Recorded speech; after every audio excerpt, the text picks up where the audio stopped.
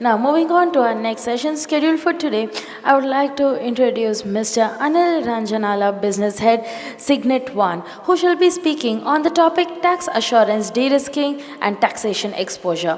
Mr. Anil Rajanala, the business head at Cygnet.One, is a seasoned professional with a strong focus on business process transformation using technology.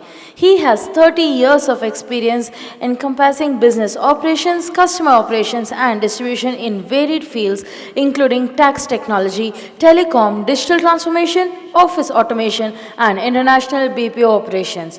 Renowned as a thought leader in compliance risk mitigation, Anil specializes in integrating advanced technologies to enhance regulatory adherence and operational efficiency. Let's put our hands together and welcome Mr. Rajanala with a big round of applause. Good morning. I think as CFOs, your hands are full. We are talking about a bouquet of activities that you are actually involved in. And if I talk about the sequence, I'm the third in line to talk on the compliance part, the tax piece of it. And I can understand that apart from the mundane compliance part per se, the one thing which is at the top of the mind of all CFOs is, you understand the language of insurance very clearly. The thing which is coming on the top of the mind for everyone is, how do I get into tax assurance? What is it that I can do to help de-risk my taxation exposure? We'll try and focus on this. I will be try less on us and more on all of us into this entire discussion. The first part, the authorities today are no longer regulatory authorities. They are practically tech companies. This is the one thing which we all need to understand very specifically. It is, they don't have just the inputs on whatever we are giving them, but they have access to all this data parallelly.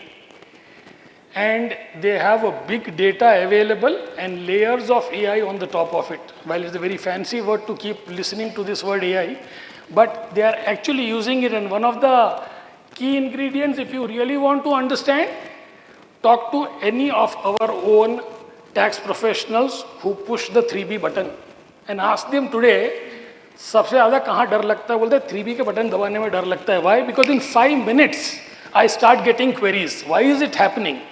It is happening because these guys are now a tech giants.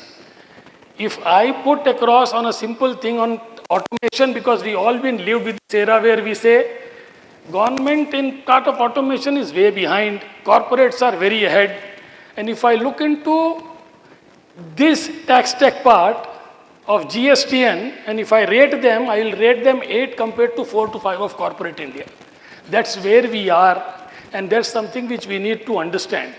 Now, and that's where I am coming this point. Each one of us are 100% compliant. We are taking 99% ITC. There is no problem there. But all of us really get jittery when we start getting queries and notices.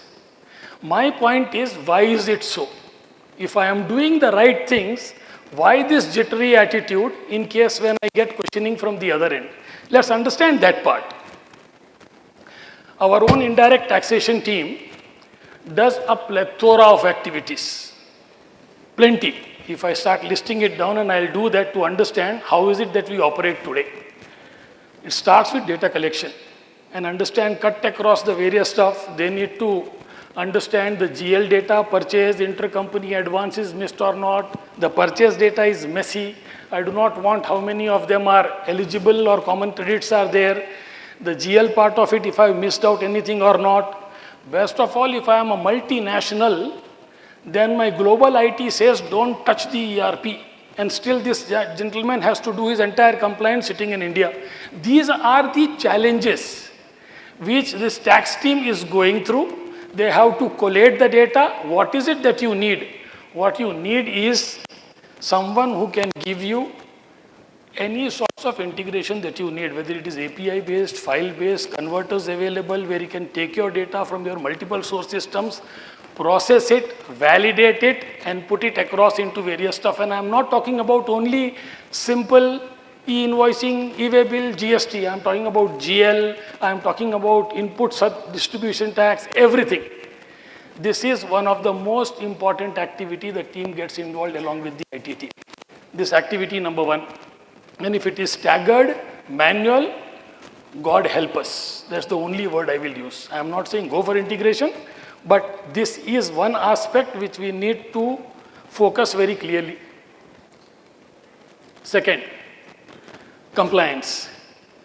We all know this part, that e-invoicing, e-way bill and everything came in staggered manner across the board. We understand that there are separate applications for each one of them. We process each one of them and we try to be compliant. And we all somewhere down the line feel that if these applications are integrated with my ERP, I am automated. But look between the lines. Do we know that in ASP, GSP we push and pull more than 59 data points? In case of e-way bill, it is more than 80, and in e-invoicing, it is 130, mandatory, non-mandatory, everything put together. These are the data sets we push to GSTN through multiple networks, GSTN, NIC, IRP. They have done a very smart thing. They take data from multiple networks, bring it into one big data. So now, at the GSTN end, one GSTN ID if I'll put, they have 200 fields talking to one another. 200 fields talking to one another, and I am the data provider. At my end, I have no clue what e-invoicing is talking to e-way bill or e-way bill is talking to GSTN. And when that notice comes, I run around all over the place trying to understand ye hua kaise. That's the challenge. It's my data. Somebody else reads far more efficiently and I am not able to do it. This part needs to be plugged when I talk about tax assurance piece. Third, we do plenty of, this is the core of the entire stuff, 10% of the working capital, the ITC part of it. So I do all these reconciliations as a part of my monthly activity. Whether it is 3B activation, whether it is 2S reconciliation, whether it is IceGate reconciliation between all three, e-invoicing, e-way bill and all that. On the top of it, I now also have all counterparty data. E-way bill generated against me, e-invoice generated against me, and 2A to B already hai purchase ka. All this data is available and they all get into each sorts of reconciliation. Wherever I've been speaking, and all the corporates, they say we use applications. Even I claimed my application to be Ruby, JDED, and will do everything. But in spite of that fact, till at least 2 years back, 30 to 40% of the reconciliation was happening in Excel sheet. And if I have 30 GSTNs at any given moment of time, with all my set of activities that I do in the entire GST compliance, on an average, between 3 to 4 people, we end up generating 100 to 150 Excel sheets per month. Check it out. हम 1000 से 1200 Excel sheets per annum की बात कर रहे हैं, spread all across the place. And if I ask you a very simple question, let's say there is a notice which has come for 2019, and I say, please give me your reconciliation data or details or working sheet for September 2019. Maybe 1 or 2 will raise their hands. I don't see any. And the question that will come out is, we don't know whether the guy is there in the system or not. PC है कि नहीं है? Laptop crash हो गया है, क्या हो गया, पता नहीं कहाँ है. That's the fact of the matter from top to bottom. And it's not that the work has not been done. It was done during September 2019. The right ITC was also claimed. But the backup today data is not available. All that is required is the 7 years of learning which we have had in entire reconciliation. Can't it be understood what I am doing manual? Why can't it be coded, put into the right format so that I start doing entire reconciliation in one go? There are large customers like Tata Steel who have started using these kind of applications and doing almost 98.7 reconciliation by 7:30 on 15th evening. Feasible. The next part, GL reconciliation. Now, we've heard a lot about GL part of it and all that, but GL gives me what? If I have my sales purchase data of 1000, maybe there will be 10,000 data points in GL. All that I want to understand is I'm not missing out on anything, whether it is on the sales part of it, purchase part of it, which means I will have to have a system which gets into a single database and reconciles and give me what all is missing, so that I don't miss out on anything and I have my right things available. Again, it should be available somewhere where, and how is it happening today? GL everybody does. But again in Excel sheets somewhere, one person is doing and a defined frequency. Next, this is a recent introduction. ISD we've been doing from day one. Now has come the part of distribution. How will we do distribution? None of the ERPs give you that facility to do the distribution part of it and then generate a challan against it. What you need is an application which can help you do the entire ISD distribution on a single platform. Purchase data to anyway is coming. You just have to configure once the entire turnover of past year and give them the required flags of what all GSTN's distribution should be there. All I am trying to say is the team is doing each of these activities. We just have to introspect and understand where is it happening. Each of these things are happening. The question is, where is it happening? Second, litigation management. 2 years down the line, now not a lot of notices are coming. Let's understand what all activities our team does. There is someone who goes and pulls the notices from the sites and from the email. The second guy, then he reads the notices and captures all the relevant data into one place. Creates folders for each of the GSTNs with each of these notices. The third one will go and collate the data required for each of these notices. Fourth, somebody will draft messages, send it across, and then link each of these messages with these replies with the notices. All happening manually into multiple folders, year-wise, month-wise, GSTN-wise. All these things are happening.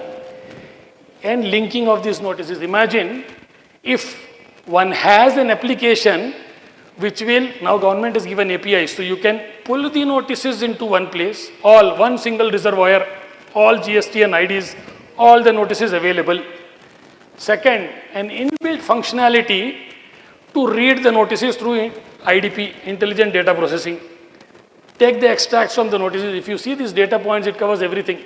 Notice type, ghatak kya hai, what is the due date, what is the amount, everything A to Z.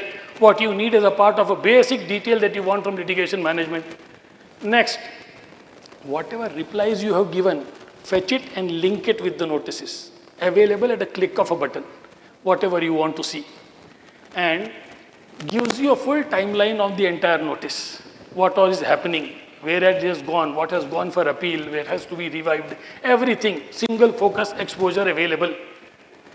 Today, if any of my person who is dealing it is not available, I don't have to answer what happens next. And then, because the data is in one place, I get the opportunity to give to the top management a dashboard on that exposure, and this is very critical. This is something which is important because any wrong input from here leaked out or gone to press or from the government and they say something that itne crore ka notice nikal gaya hai for XYZ Limited, the impact on the market is, we have all seen. There's the reason why the top management and the board is very clear, boss, flash it. We want to know exactly what is it. So you need dashboard for the management, you need dashboard for the functional team, you need dashboard for the users.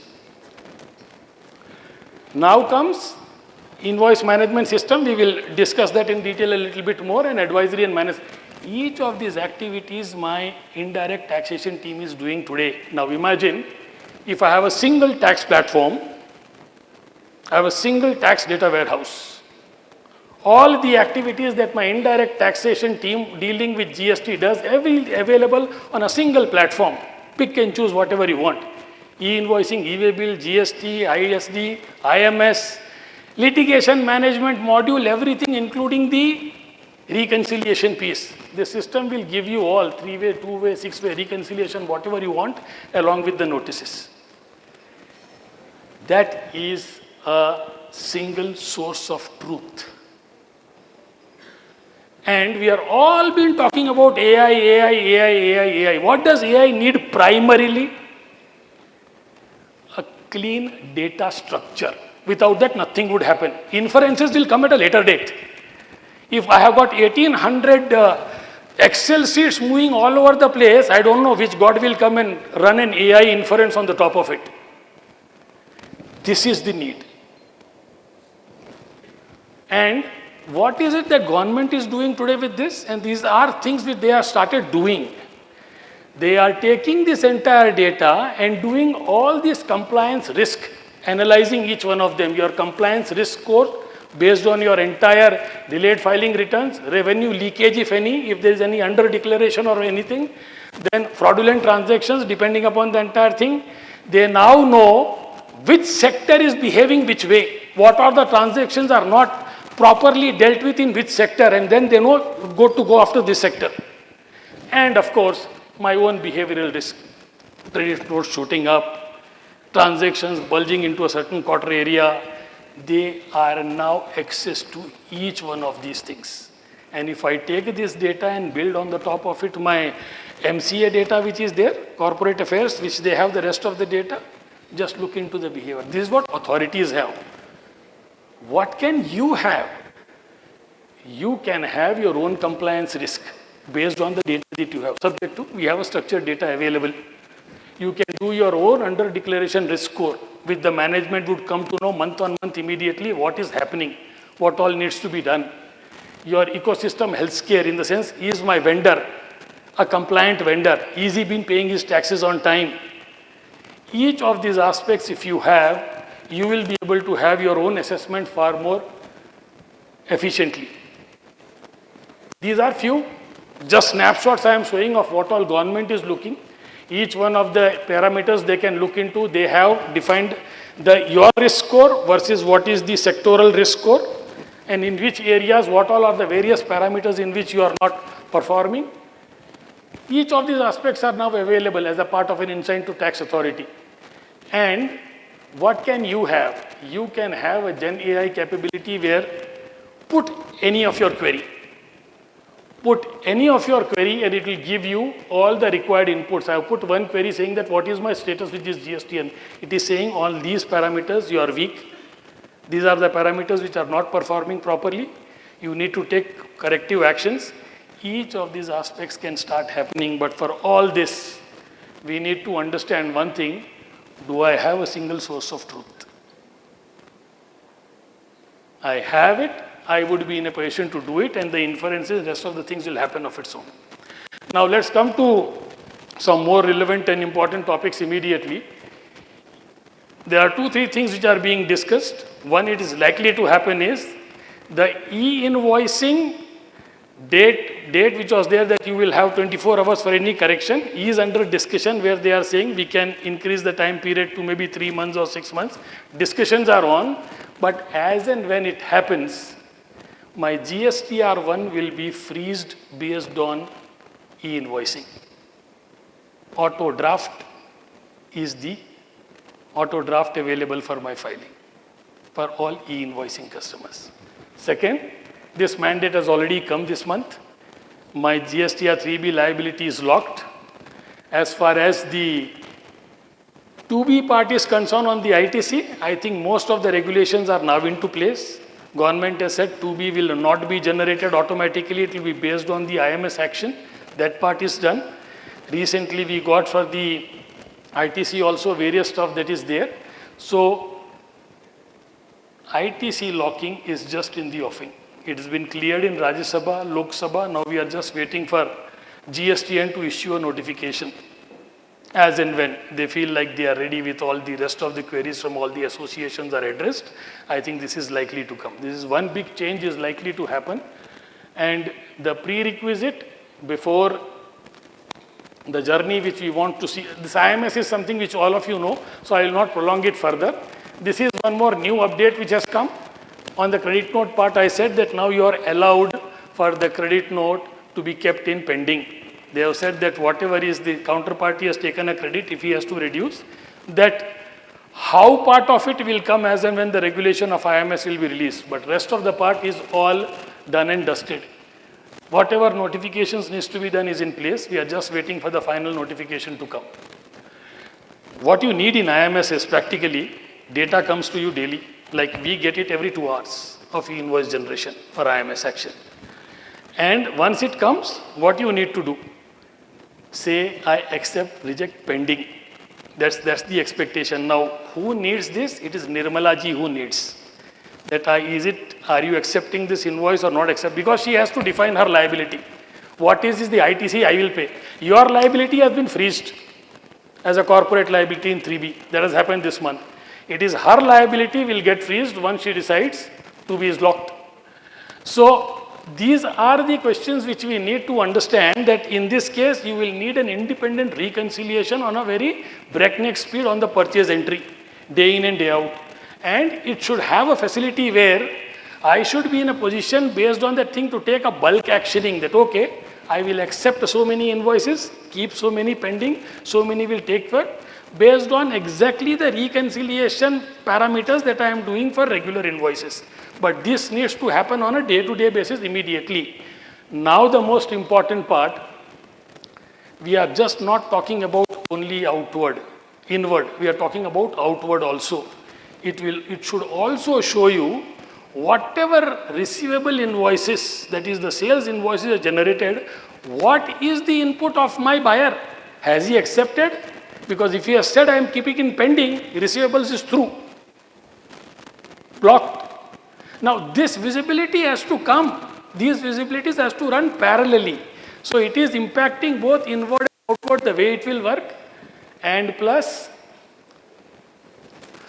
whenever I find there is a mismatch or pending or anything, how do I notify my vendor? If I take my current state that I will take it up, send him an email, he will revert and all that, things don't happen.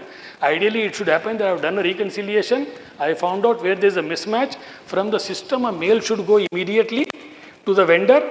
Now, many of the CFOs have dressed me down saying that these bloody emails are all hogwash, they don't work, people don't even open the email and read it, I'll need 5 minutes more. So, based on that, things will have to move faster. Here we send it not only through email but also into the GST notification center of the vendor straight away, so that he notices there immediately about the entire thing. I think I will rush and come to the main point. This is the fact of the matter. Today, how do we do reconciliation? By the 5th of the corresponding month, the tax team gets all the data. Next 5 to 6 days, they do the entire reconciliation process, and then they are ready by 12th with their entire calculation of what they want to do and how they will claim their 98, 99%. And 14th, of course, as and when the data comes to be, they try and freeze it. Imagine 3B is locked. And anywhere we find that there are 30 to 40% mismatch variations are always there. Do you think the tax professional will still go and say that, okay, nothing doing, I will go and claim it once government has backed it? 2 दिन में कोई correction नहीं होता है. 2 दिन में कोई correction नहीं होता है. To reach out to your vendors and do things. What is required is, you need minimum, today when we are taking 15 days to put the purchase entry into the ERP, ideally we should reach a phase where I can do this entire activity in 4 to 5 days. Only then this will see the light of the day. And it is fairly simple. I will skip this, I'll come over here straight away. First and foremost, how am I collecting the invoices? It is coming email, it is coming by email into 100 different email IDs, and sometimes we come to know only the customer shouts and says, kal se service band kar dega, so he would say, yeah, find out where is this invoice and do it.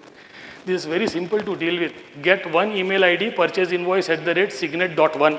Ask all your vendors to send all your invoices only on that email ID. Rest the bot will do, pick it up and start processing.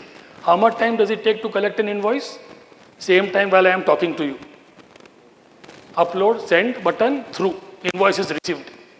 And if I have a bot, it will pick it up and put it into my folder to start processing. That's one part of it. Second part of it, once the invoice has come, what do? Split it into 2. All those who are e-invoices, I will first go and start doing the taxman's job. Find out if the GSTN is active or not.